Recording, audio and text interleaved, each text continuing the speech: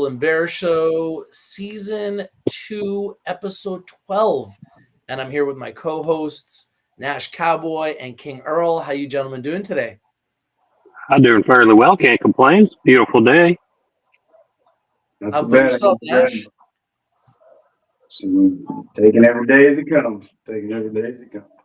I hear you. Well, it's been a crazy couple weeks. We haven't done the show for the last couple of weeks. It's been filled with news, and I'm excited to get us back on here today. Obviously, for you guys that don't know, my co-hosts are in America. I'm in Canada, so we're covering all the biggest news all over the world, and we try to do it every single week. So let's get right into it. So right now, I want to talk about the biggest election in the history of America, and probably the history of the world, because this does affect the entire world. And I want to know your guys' opinion on it. So when I look at this right here, and I'll put this right on the front screen here.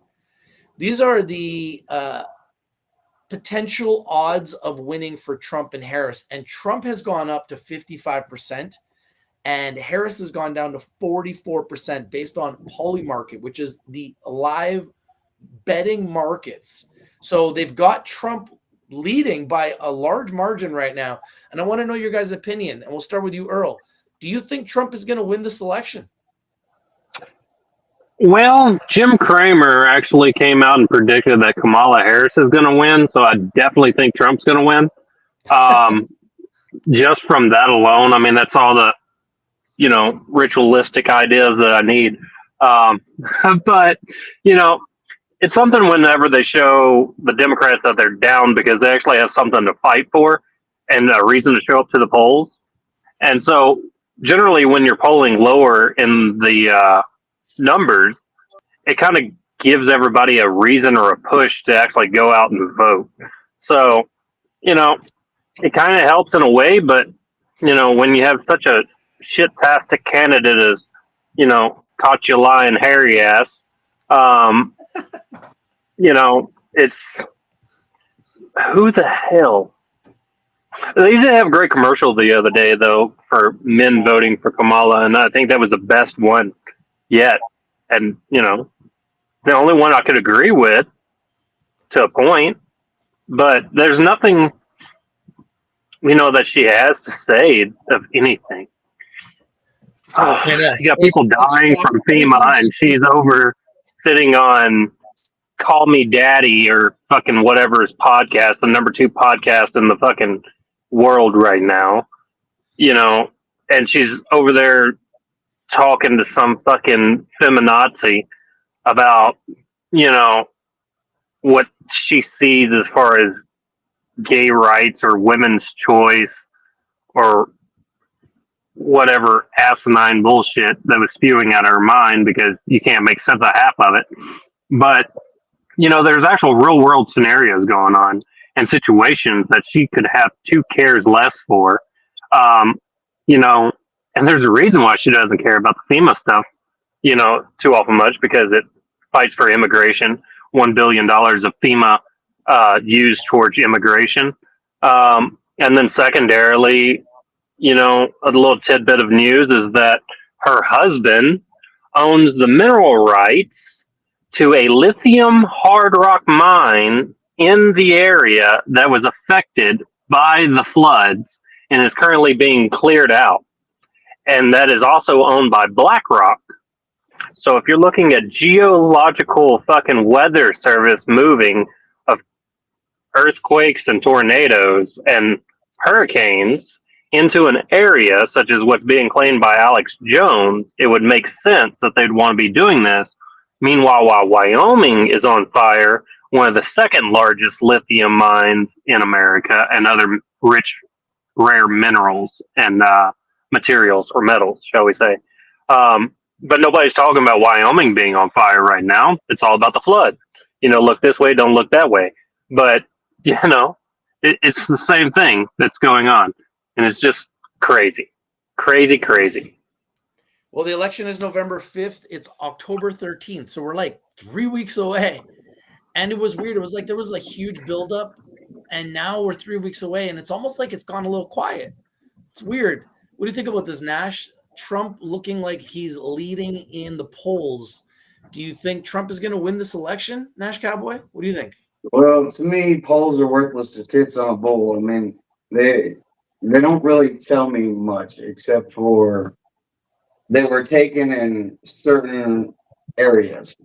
Like I could make a poll look like Kamala's leading 70-30, or I could make a poll look like Trump is leading 70-30, just based off of wherever I take the poll. If I take the poll in a very Democratic or Democrat-run state, it's going to be higher for Kamala. If I'm going to take it here in Tennessee, it's going to be higher for Trump. And then you also have to factor in, I don't give a shit whether you believe it's rigged or not, but they brought in all kinds of illegals, period. All right. And they're giving them some kind of temporary, whatever you want to call it, based off of whatever. And some states are letting them vote. No ID required. Let them vote.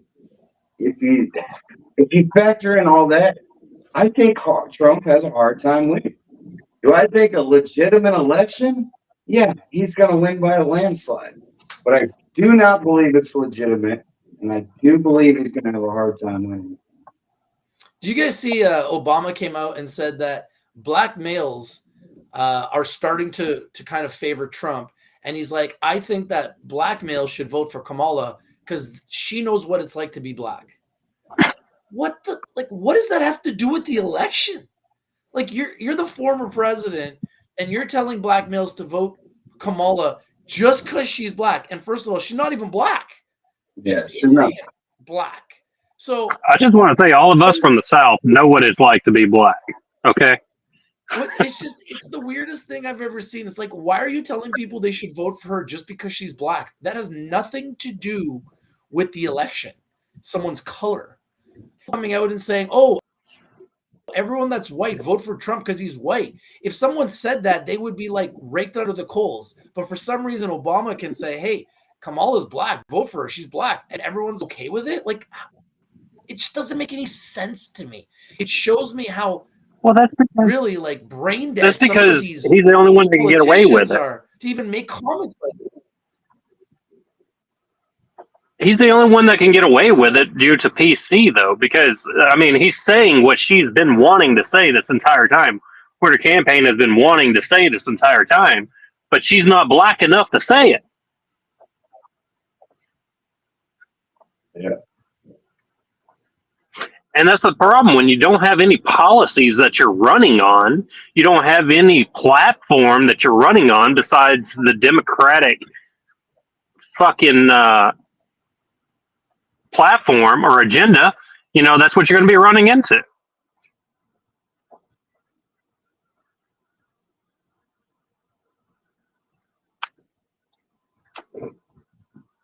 Freeze up, Rich, or is it just me? Rich was freezing up. I thought it was me too. That's why I'm cooling my phone down real quick. Yeah, so on that note, it's definitely something that the whole agenda that they have with bringing people over here, to me, is to buy some votes and just get things going in their favor. And there has to be a point where we stand up and say enough is enough. Here in Tennessee specifically, in the last couple of months, we've had a ton of patients moving in. It's causing an uproar, and I think Tennessee is going to hit the news very soon because I don't think that we're going to stand for it. And it's not a race issue. It's don't support illegal issues when we're having our own problems. Send them back where they came from. That's my personal opinion because we can't afford it and we need to do something about it. What do you think? Well, whenever you're looking at the policy, he's back. Back? I just think that we need to be choosing the right person based on what's best for the country, not based on their color. And when Obama comes in and makes it about color, he's he's lowering the quality of the election. He's lowering the authenticity of the election. He's Absolutely. making people. He's making he's making it like a circus. It's turning into a circus, right? Whereas like Trump and Elon are pairing up, and we're going to talk about that. They're pairing up to try to make this about making America great. Obama is partnering up with Kamala to make it about color, Yeah. about culture, about background, about and it's like you said, what about policy? What are we going to do about inflation? What are we going to do about the economy? What are we going to do about jobs or lack thereof? That's what it should be about. It should have nothing to do with color. But Obama's trying to make it about color. And I feel like the more they try to make it about color, the less likely they're going to win. You know, people want to make America great again. People are struggling financially. There's a housing crisis here in Canada. I believe you're having a similar problem in America. We need cheaper housing. We need affordable housing. We need more jobs. That's what they should be talking about.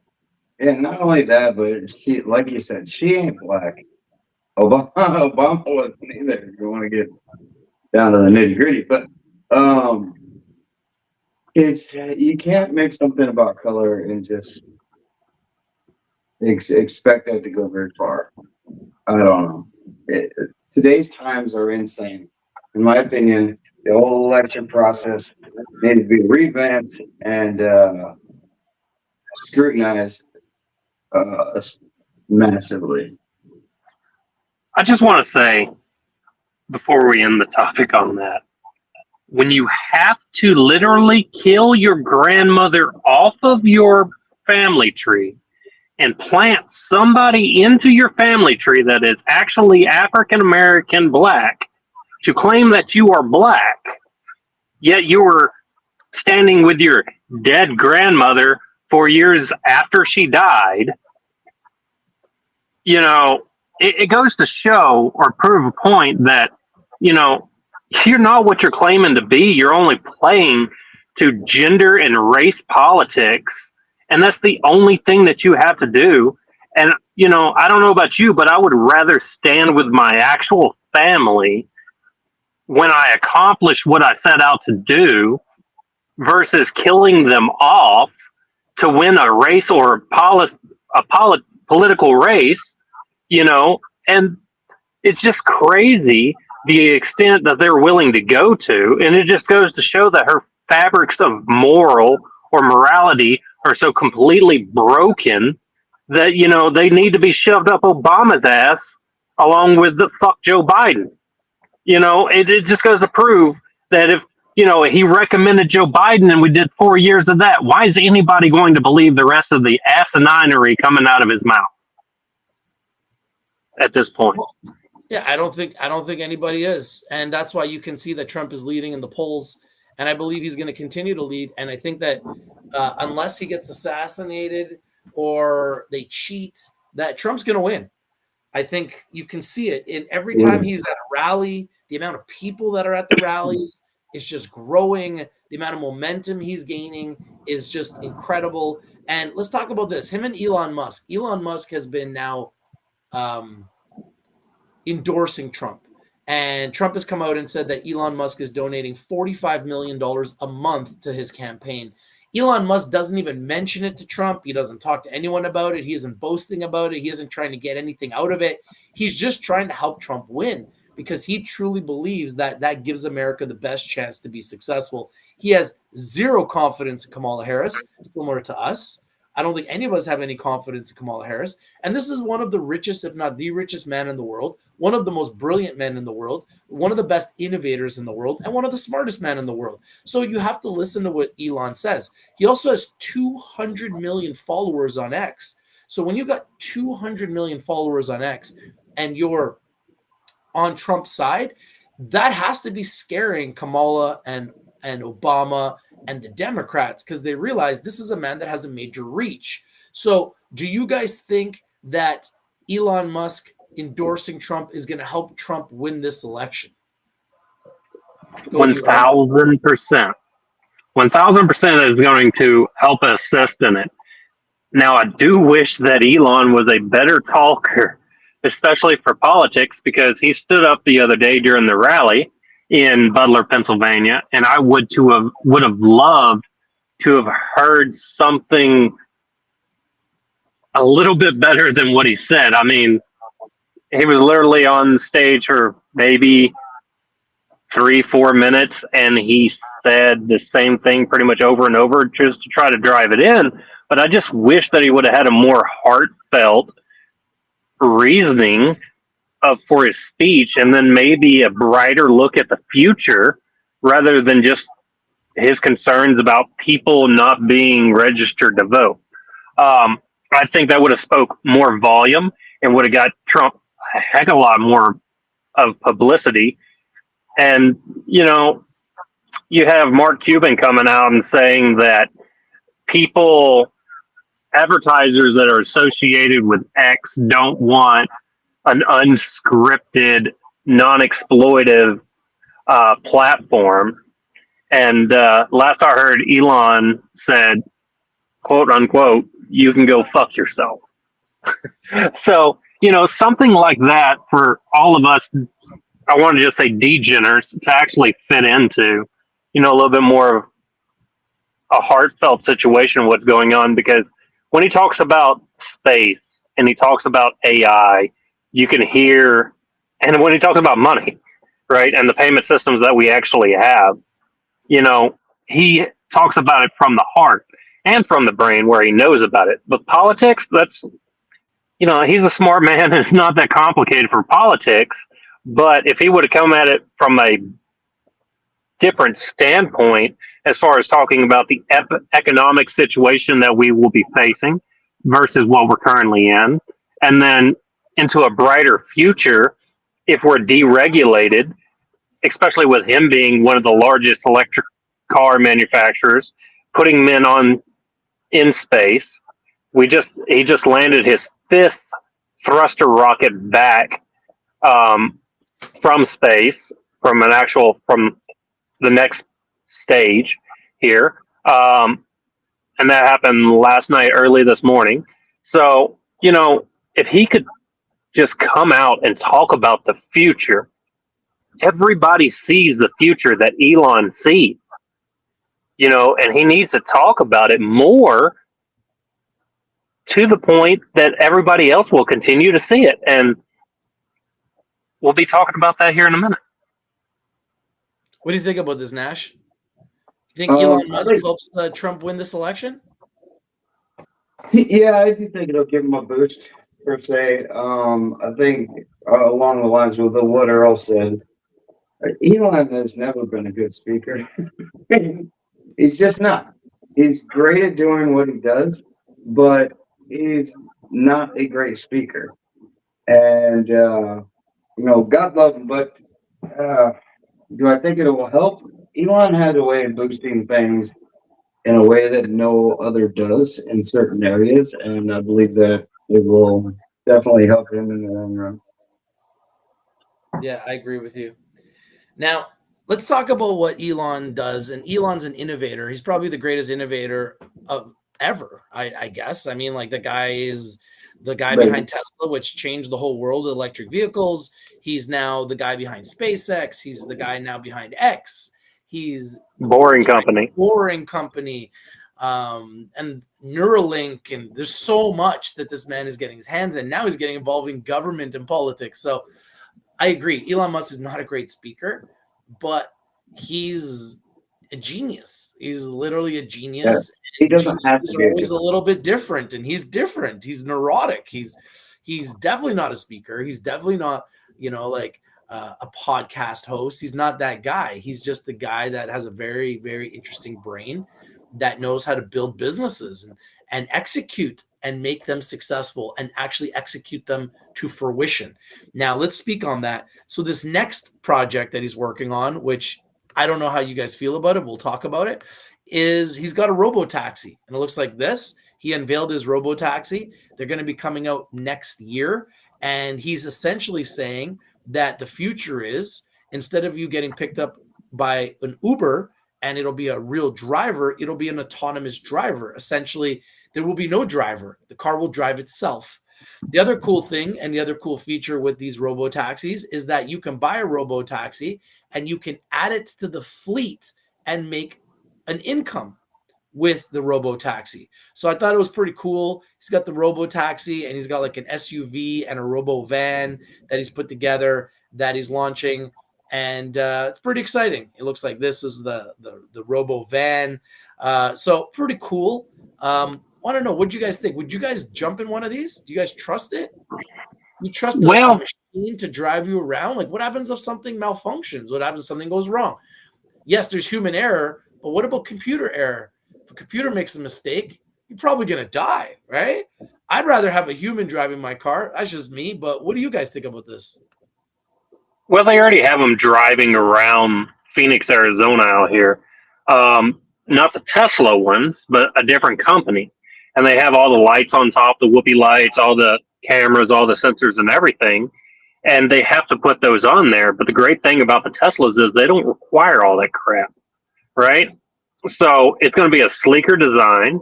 You know, people aren't going to know who's inside of the vehicle itself. You're not going to have to do anything besides sit back and relax and enjoy a comfortable ride rather than just a modified vehicle that somebody has had to put a crap load of sensors onto to drive itself. You know, we were testing these out in the military for self-driving vehicles long before it was released to the public. And the only reason we were using them was to literally flip over vehicles and cause them into a crash and roll test to where we could actually test out the durability of the vehicles that we had just for crash tests. And that was the main point of the self-driving vehicle.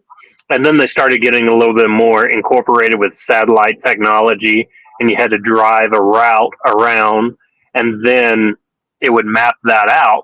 And then there was a lot of issues with that because it would say, oh, shiny, and then just start heading directly for it. And that's not exactly the best thing that you want when you have some high-ranking people in the vehicle. But, you know, we've come a long way. You know, they tried suing Elon a while back when a couple of his Teslas actually ran over people because they're like, oh, it's autonomous, it's driving itself. And then he had to turn that feature off and put it on to driver assist, right? And, you know, it's going to continue to grade from there, and it's going to continue to be innovative and self-learning. And yeah, there's going to be glitches along the way. I mean, there's still Teslas now that will literally drive you to random places calling it home because it forgot where home was. Right? I watched a video of a guy out in Vegas that drove up to his house, and then his Tesla literally backed him out of the driveway and then drove out into the middle of the desert to this little church and parked there and said, destination arrived.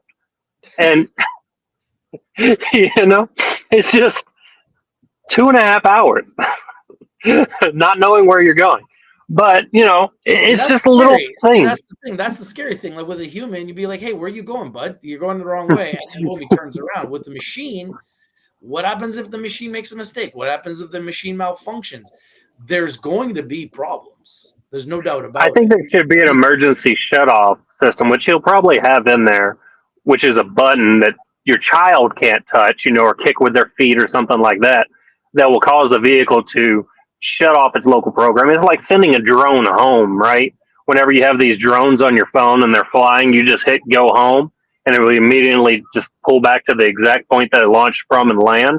And it'll kind of be the same situation. You'll be able to hit the button and then just immediately pull you over and let you out, because let's say you have an emergency. The vehicle's not going to know that you're having an emergency inside the vehicle itself, right?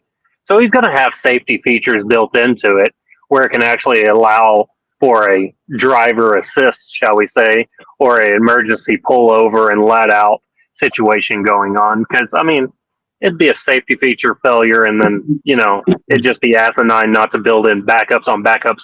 We're talking about the guy who's talking about having the ability to pull the cord on AI as a safety feature. You know, he's not going to be too stupid not to put a human built feature into it where it can pull over and let you out and then go crash itself somewhere else. Nash, what do you think about this? Are you a fan of these robo-taxis and autonomous vehicles, self-driving cars? Would you jump into one of these self-driving cars? Do you trust it? Do you like it? Would you invest in it? What do you think? I would jump into one. Do I trust it? Absolutely not. I have never had a computer device that hasn't had a glitch. Period. So that's how much I trust self-driving cars. There's gonna be glitches, there's gonna be defects, there's gonna be all kinds of things that can happen. And along the lines of like I listened to his speech on this and he was talking about, you could purchase one of the robo taxis and add it to their fleet. Tesla keeps a portion of it and you make the rest. That could be very good and it could be very bad because what happens if it malfunctions and it's yours? Are you responsible for it? If it kills somebody, are you responsible for it? You got to think about these things before you invest in something like that. Of course. If it was something that was safe, yeah, but I don't know that I could invest in something like that simply based off of, number one, what if it gets in a wreck and a couple kids die? I would feel horrible about that. I would probably want to die myself if that happened. But do I think there's going to be a ton of people invest in it? Absolutely. Because they look at the dollar bill for every single angle. And I just can't bring myself to do that. I would probably, I'm about 90% sure I would never invest in anything along those lines. And as far as all the rich people that are out there, and there's another way for them to make money. So they've got money. Now they can buy one of these vehicles, throw it in the fleet, and literally make residual income while they sleep. This is just another way for the rich to get richer. I don't think the average person will be able to even afford these vehicles.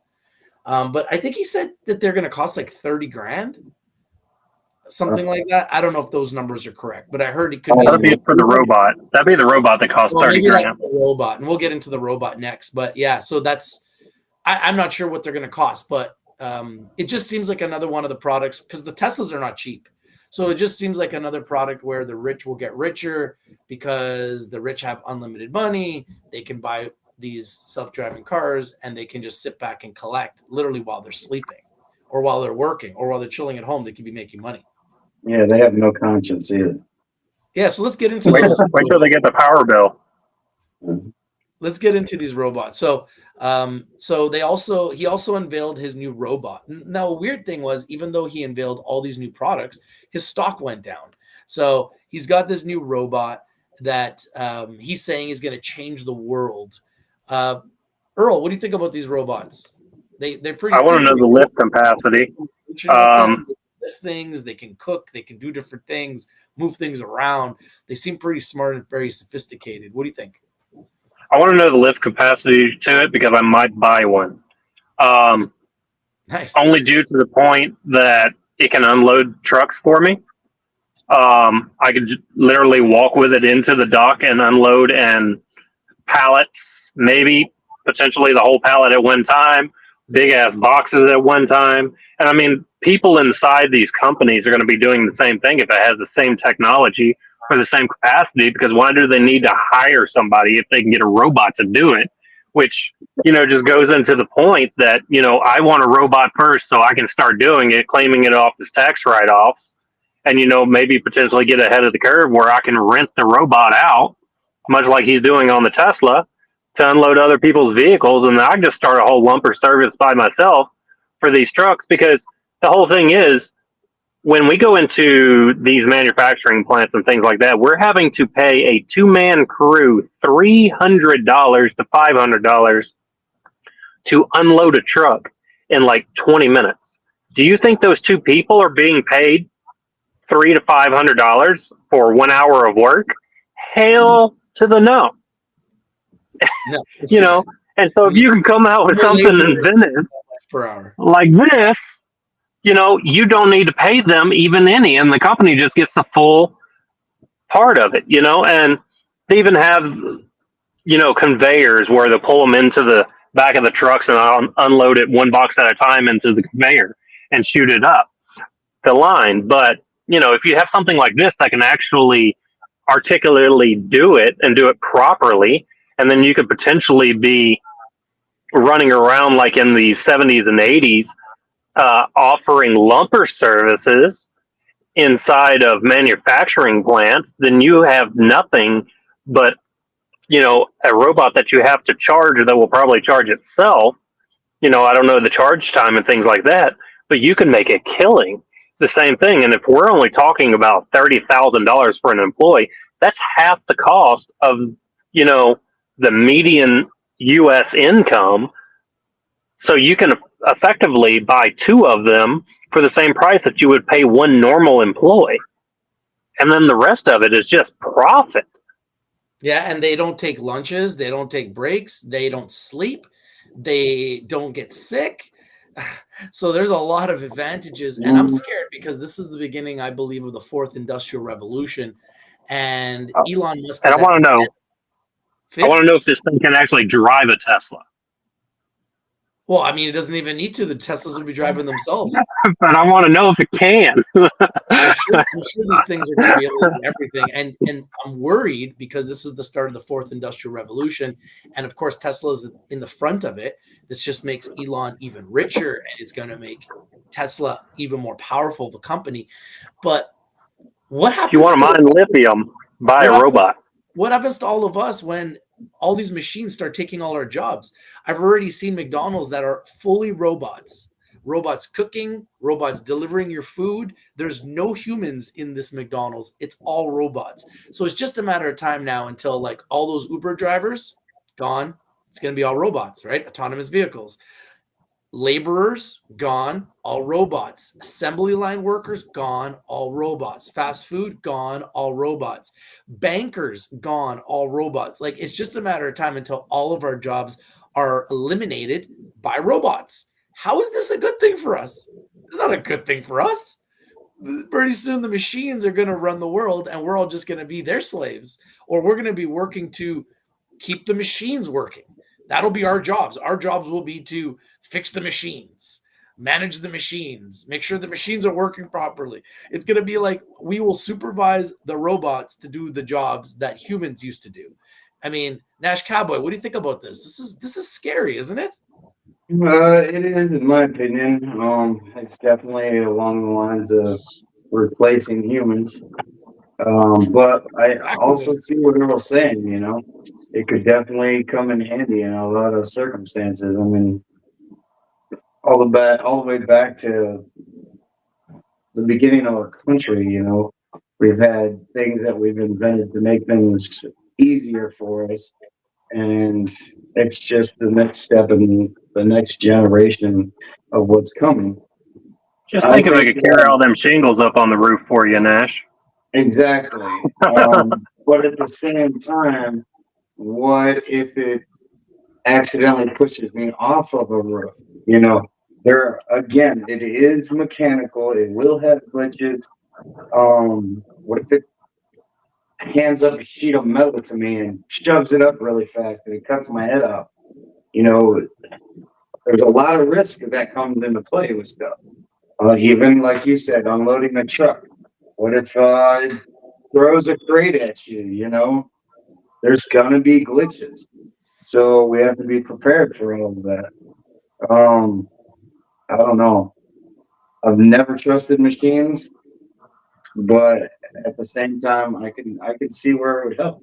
We just need to be cautious because it is a possible replacement for us. And like you said, Rich, we'll be the ones fixing the machines.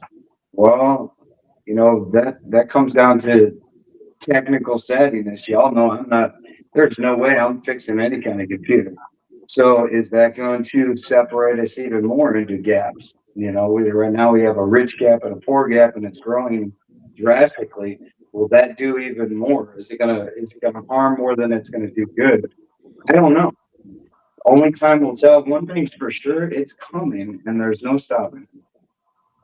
They say that the future is going to be autonomous And also, it's going to move the human population into a point of nothing but creativity and innovation, because that's the only thing you will literally have to do, because robots and everything else will do it for you. But even with the current AI technologies that we have, now we're moving into AI. AI can do the innovation and creativity for it. So the more people adopt AI, it is moving away from any potential future that America would, or that the world would have on the creativity and innovation side, because it will all be controlled by robotics and AI, artificial intelligence. However, it's going to open up the doors to where you'll have more time to spend with your family and being, human, shall we say, for a change. But it's never good to be human, because, it takes away from the key points of, the human race, is that we are innovative, we are creative. And when you take that out, it leads us to the point to where we're no better than just the deer that are roaming out, running into traffic. I mean, it'll allow us to spend more time with our family if we can afford it and we're not out there begging for scraps. Like I said, the people that are extremely tech savvy, yeah, they can adapt. Like, I have no doubt in my mind, Earl, that you could adapt to this whole world. But this brain, I'm country as cornbread. I can barely operate my phone.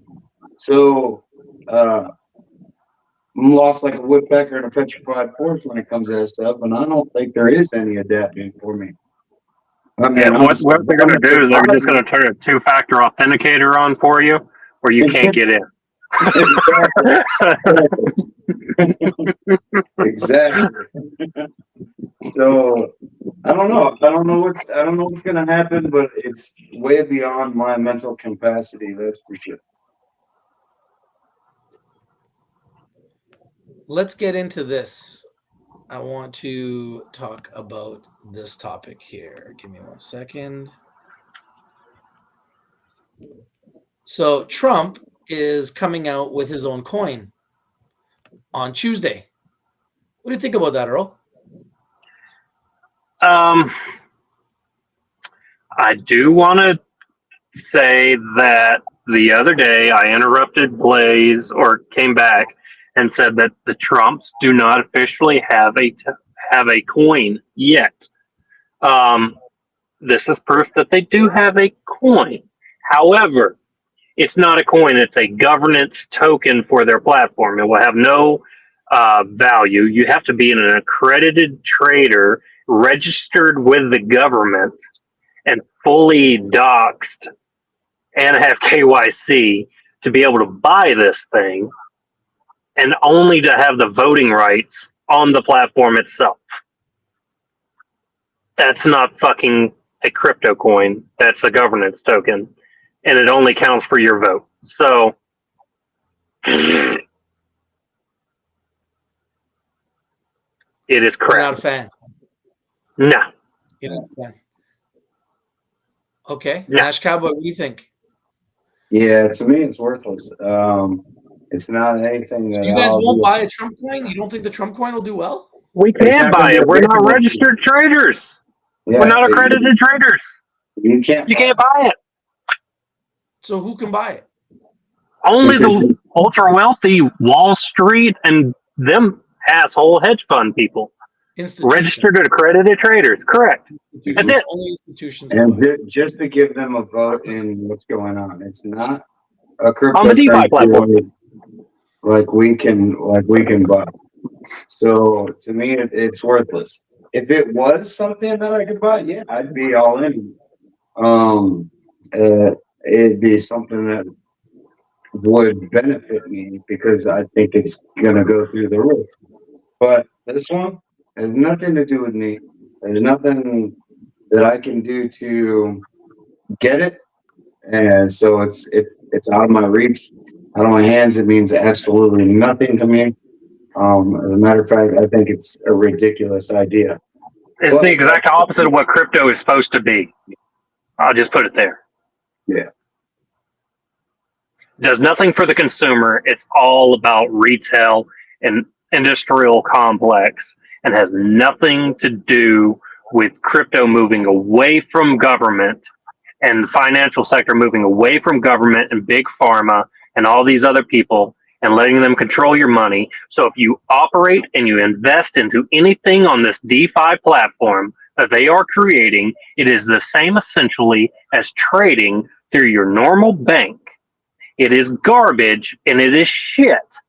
Do not do it unless you like the financial fiat system currently in the US. Past that, it is not crypto. Do not learn this as crypto. It is horseshit. Tell us how you really feel. Absolute facts, though. Absolute facts. This is one thing I do understand, and like I said, it has nothing to do with me. I honestly think it's a horrible idea. I do not think, for whatever reason, the Trumps are doing this, in particular governance token. I don't think they should have came out with it right now. I think they should have held it until after the election. Well, I think that they're doing it because they're like making money, and they're just it's another way to make money. I think that's the reason why they're doing it. I think that's the only thing I can really come up with. I mean, if the average person can't even buy it, then the only reason why they're really doing it is because they want to make money, right? And I mean, we all like making money, and I think that's the reason why they're doing it.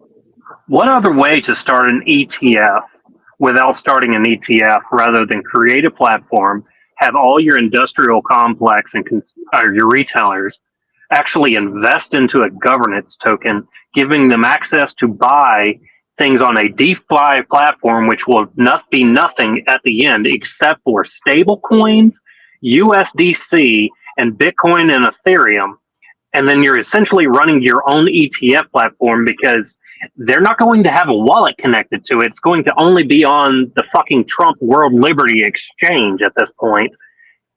So they're essentially just starting an ETF without filing the proper paperwork and starting an ETF. And they don't have the money to do it, so they're having the consumer and industrial complex do it for them. All right, well, let's get into this topic here. So this is big news. The FTX is now actually going to be paying back $16 to $17 billion of customers' money. This is some of the big news that's happened in crypto. There was also a bunch of crypto exchanges that got sued. The SEC is going after Crypto.com, and Crypto.com is suing the SEC back. So there's all this going on in crypto right now. Earl, what do you think about all this? I think it's going to be great news for the actual FTX people. On that side of things, past that, Gary Gensler can go suck on Kamala's camel toe. But past that, it'd be great to see this money back into flow in the actual markets if people don't, if it doesn't leave too much of a bad taste in people's mouth to where they don't want to actually reinvest it into other crypto platforms. But they were invested into tokens on that exchange, and if they have the option or the capability of doing it, they might pull the money back out from what they're getting back and actually invest it into those tokens onto another exchange rather than pulling it off. That's great news for, let's say, XRP, which was like $1.2 million or something like that. So it's great news for that. There was just an assassination attempt on the IDF chief of staff in Israel. But past that, there's things that's going on, where they might be able to move some of the crypto back into things. I've seen that, Solana might take a lot of the purse pullback with being one of the top leaders in the current crypto market, that people might feel that they want to flow their money into Solana, as Solana being a crypto giant at this current point due to the meme seasons and altcoins. But, Bitcoin's still an early cumulative phase. So, it's perfect timing for that as well. and they were supposed to be starting the process on that within no, that was XRP for 14 days, but they're supposed to be starting a slow rollout of it, and we'll see where it actually goes. But XRP is facing the 14-day, now 10 days, and actually 9 days until the ruling is done on the appeal from the SEC for the $145 million lawsuit, fines and penalties.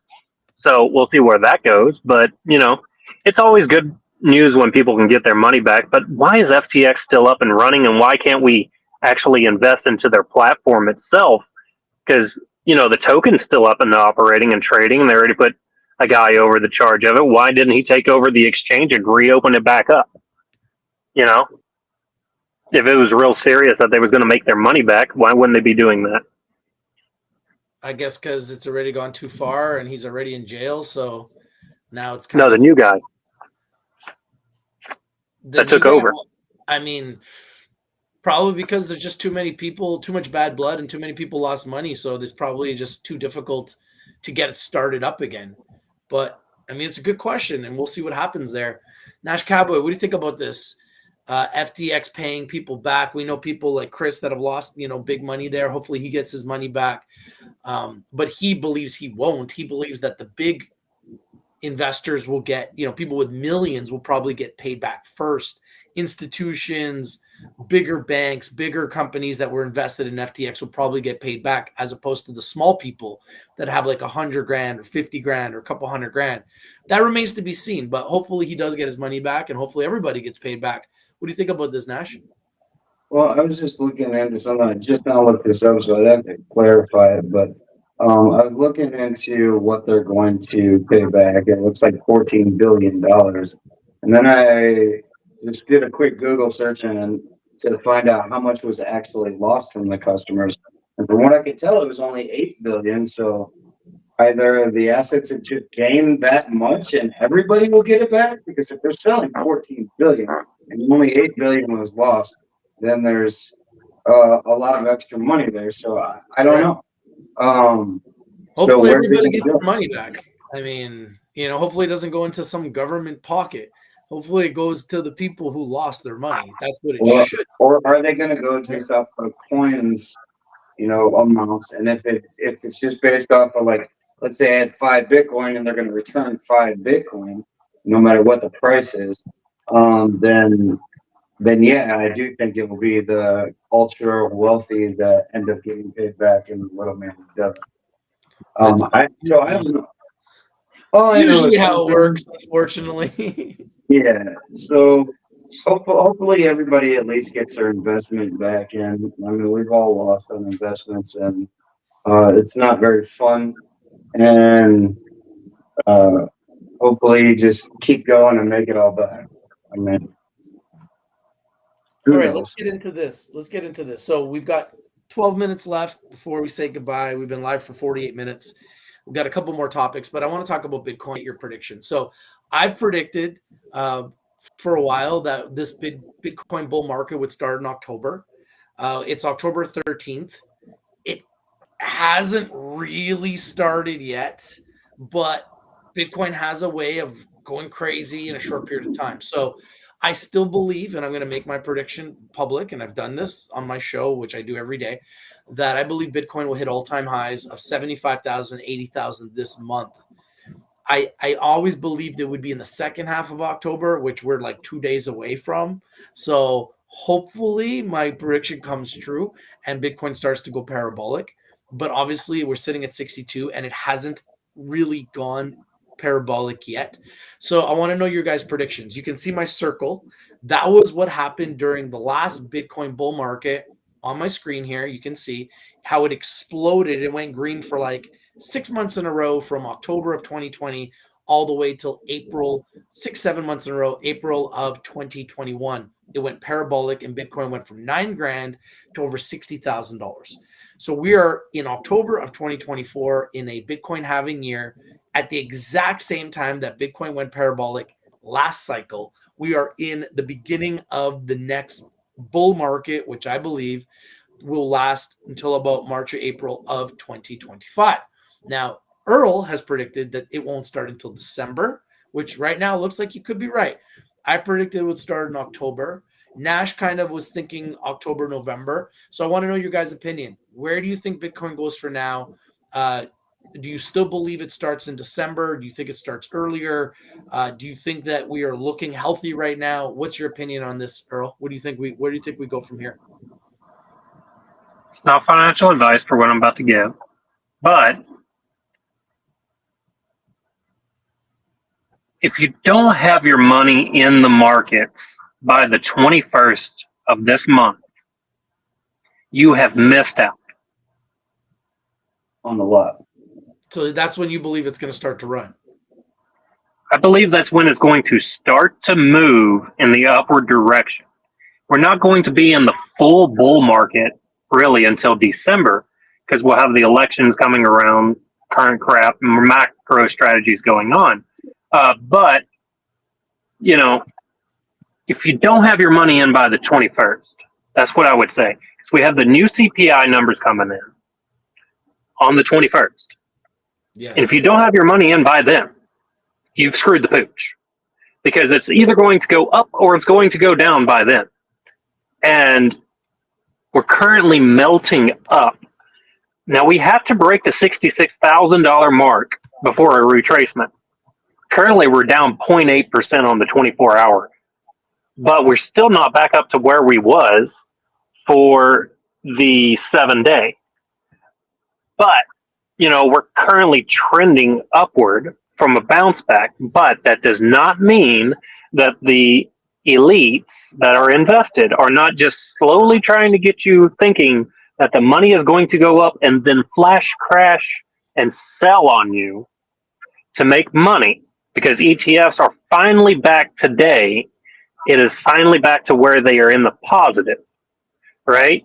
So they might sell on your head now that they've broken even and drive the market back down. Don't get too over-eager invested. Don't lose your shit whenever they dump the market down. Just buy more because that will be the moment you need to buy. Not financial advice. That will be the moment you need to buy. 59 the other day when we hit $58,945. That was the moment to buy the other day. Now you would already be up $3,000, essentially, right now. And I called that the other day before Thursday, and it was perfectly on point. Got it there. We're good to go.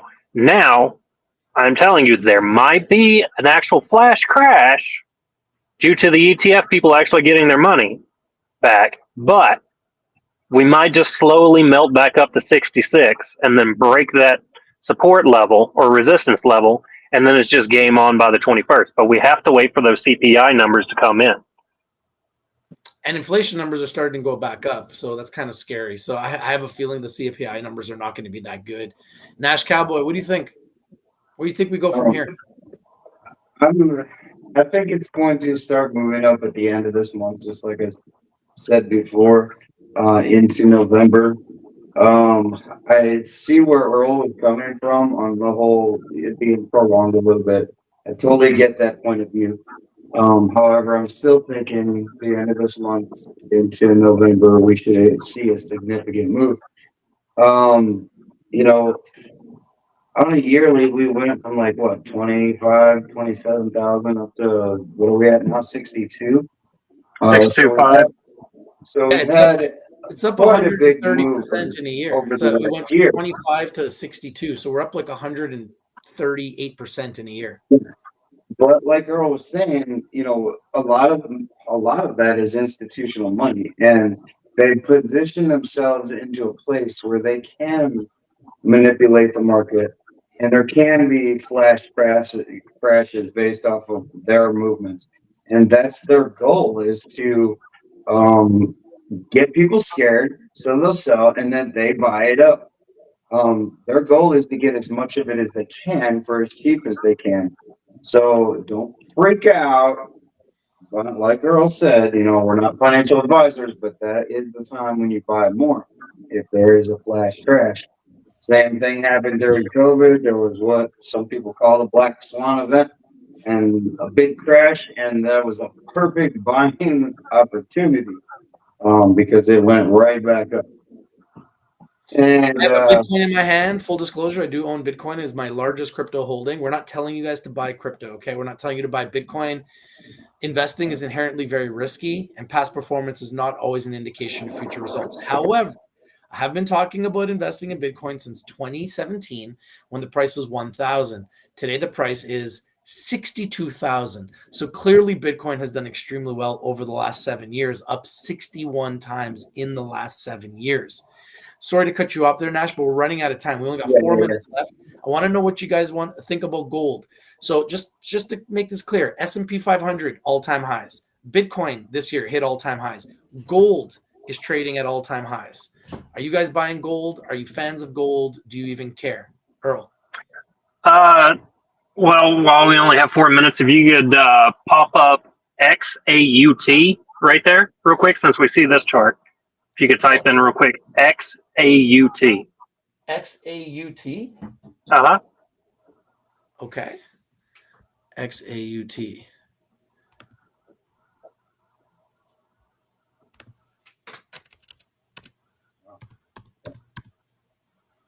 I don't know if it's going to pop up on X. Oh, it's crypto. Yeah, it's not going to pop up on X. Okay, so XAUT is a gold tether. So it's tethered to the price of gold in crypto. So if you really want to invest into gold and move away from the fiat way, you can do it through crypto. Because there's not just stable coins tied to U.S. currency, U.S. fiat. It's also tied to gold and silver now. So if you want a real world asset as a stable coin that is tethered to something and you really like gold, buy it because it will bounce the same price as gold and silver. Yeah, and it's way more divisible than gold. And China's been buying all the gold. So if that tells you something, just going to go there. And apparently China's going to be unbanning Bitcoin. China's buying all the real estate in Canada, United States, and all over the world. They're buying US dollars and they're buying gold. They're buying everything. And this is what the rich do. They own everything. They own gold, oil, Bitcoin. As you can see, BlackRock has now become even richer because they own, I think, 1 or 2% of Bitcoin now. And now they own $13 trillion in assets because BlackRock owns gold, stocks, and now they own Bitcoin and oil for sure. There's your XAUT gold price. There you go. It has gone up with gold, proven. And why is gold going up, guys? Because the US dollar is losing value. And as the US dollar loses value, people are looking for a safe haven. So they're investing in gold and they're investing in Bitcoin. They're investing in real estate. That's why the prices of real estate continue to go up here in Canada, United States, and across the world. Nash Cowboy, what do you think about this? You getting some gold? You buying gold? You investing in gold? What do you think? Or you just I'm not a gold buyer. I'm more with Earl on that. You know, gold is, I could own $1 million worth of gold, but I can't haul it around. I can't do nothing with it. If I owned what he just said that's tethered with it, I could sell it in portions if I want. You know, I could send anywhere in the world. I mean, you can sell it. So. And you can't sell it for market value when you own the gold itself. You have to pawn it off where they can melt it down. If you buy it on crypto, on the Ethereum blockchain, all you got to do is pay the gas fee. Yeah. So definitely I'm more with Earl on that one. I've never been much of a gold buyer. I've considered buying some gold coins here and there just because I thought they looked cool, but I never did because to me it's just not worth it. For an investment point of view, gold, holds its value pretty much. It does go down, but it's not something that's easy to get rid of. It's not easy to buy anything with it. It's just not a commodity that I want in like at all. So that's just me. To each their own. If the whole world crashes, I don't have any gold. I'll barter with deer skins, I guess. This is my last topic, and we're going to say goodbye. So what I have on top here is a list of all the best performing assets over the last 4 years. MicroStrategies, which is a buyer of Bitcoin, one of the largest holders of Bitcoin in the world and in North America, is the number one performer over the last 4 years. After that, NVIDIA is the second best performer. Obviously, NVIDIA, I own NVIDIA, full disclosure, not trying to tell you guys to buy it, but NVIDIA is the number one stock performer in the last 4 years, up 1,100%. MicroStrategies, obviously, is a stock as well, has performed better than NVIDIA. It's up 1,600%. But my question to you guys is, do you think that NVIDIA will continue to go higher in this new age of AI? Because we're in the age of AI, and NVIDIA is the number one chip maker in the world. They're the number one AI play in the world. I own them, so I believe they're going to go higher. My question to you guys before we say goodbye is, do you believe this AI trend continues? Start with you, Earl. I believe that AI will continue to drive the markets leading into the future here. I don't think NVIDIA, they might continue to be a leader in it. However, there's better core processors out there than NVIDIA, right? So you've seen all your big money flow into it because they know Intel and they know NVIDIA. However, there's a lot better processors that have a lot more core holes and bores in it than NVIDIA. So just keep your eye out because those operate a heck of a lot faster and have a lot more durability and a lot cheaper than an NVIDIA processor. And, they're out there. Now, as far as top performers, Michael Sellers has come out officially and said he plans to turn MicroStrategies into the first Bitcoin world bank. Wow. Where Bitcoin, when it hits, it's going to be a Bitcoin bank worth $100 to $150 billion. Wow. And the stock's been flying, by the way. Stock, and I know you own it. The stock's been flying. And congratulations to anyone that got into MicroStrategies. Okay, we're over an hour, so we got to be quick. Nash Cowboy, you into NVIDIA at all? You into AI stocks? You think this continues? What's your opinion? I'm not really into it. I don't buy any. However, I do think it's a great thing to own. Obviously, it's performed well. I do think it's going to continue.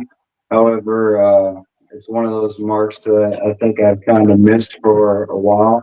I'm going to wait for a good pullback before I even think about getting into it. So 10 years? Maybe. Okay, guys, Maybe remember, this is something the that I Bull and completely Bear Show, missed. so we always want to know if we're bullish or bearish on different things, but we are not financial advisors. Everything we talk about is for information and education purposes, so please do your due diligence and do your research before you go and invest in anything we've talked about or we discuss on our show. We're going to try to do this every week. Sometimes we get really busy, so we can't do it every week. In a couple of weeks, we won't be here, but we will be back again next week. So before we say goodbye, Earl, any last words? Fuck Kamala Harris ass. Okay. Nash Cowboy, any last words? Any final words before we say goodbye? Oh my goodness. Yeah, like we said, the bull market is fixing to be in full swing.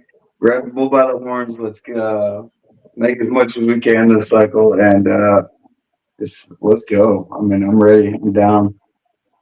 All right. Well, we're full bull market. S&P 500 all-time highs, gold all-time highs.